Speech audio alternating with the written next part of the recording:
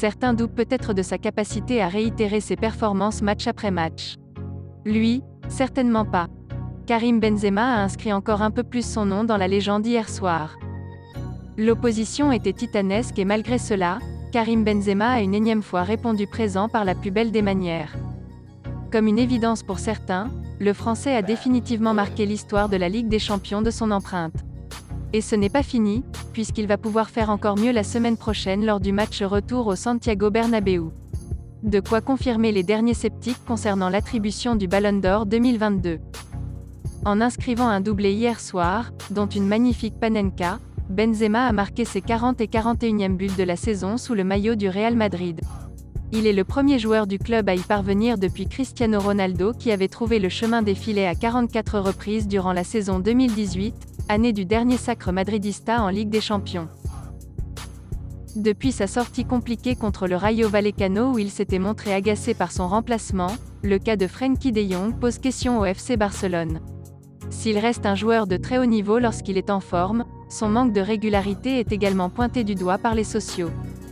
Alors que le nom du Batave circule pour un éventuel départ cet été, plusieurs grosses écuries suivent le dossier de près. Le Paris Saint-Germain et le Bayern Munich viennent de s'ajouter à la liste.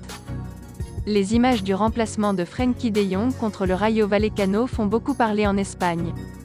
De quoi relancer la rumeur d'un départ pour le milieu de terrain de 24 ans, dont le cas reste discuté au sein du FC Barcelone.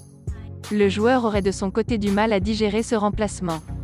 Et s'il a toujours clamé sa volonté de s'inscrire dans la durée au Barça, il aurait également fait savoir qu'il pourrait étudier la possibilité d'un départ si son comportement posait problème au club. Du côté du Barça, si on ne veut pas précipiter les choses, un gros transfert permettrait de soulager les caisses du club.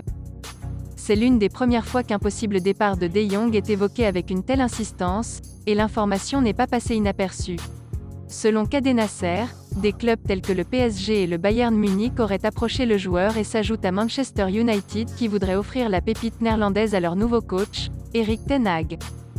Ce qui est sûr, Xavi compte énormément sur De Jong. Maintenant, voyons ce qui va se passer dans les prochains mois. Le prochain mercato va être crucial pour le Barça. Malgré l'embellie depuis l'arrivée de Xavi sur le banc de touche en novembre dernier, les Blaugrana réalisent une saison bien en deçà des attentes. L'entraîneur catalan le sait, son équipe aura grand besoin de renforts pour retrouver les sommets l'année prochaine. Alors en coulisses, Juan Laporta et la direction du club s'activent pour apporter du sang neuf au Barça. La défense est notamment ciblée. Selon les informations de Mundo Deportivo, les Catalans auraient accéléré sur la signature de Alex Grimaldo. L'arrière-gauche voit son contrat se terminer en juin 2023 avec Benfica.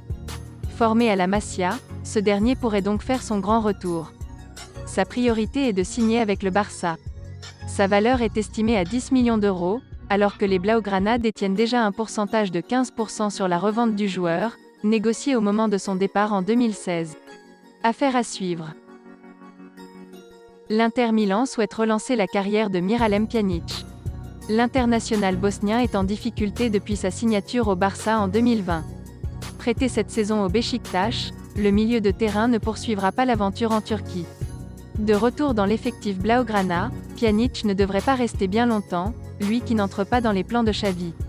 Désormais, il faut trouver une porte de sortie pour le joueur sous contrat jusqu'en 2024 avec les Catalans.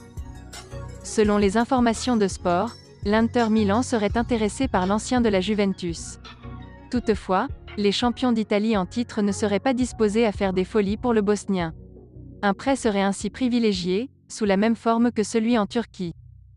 Ces derniers souhaiteraient payer 2,75 millions d'euros par an, soit un tiers du salaire de Pjanic.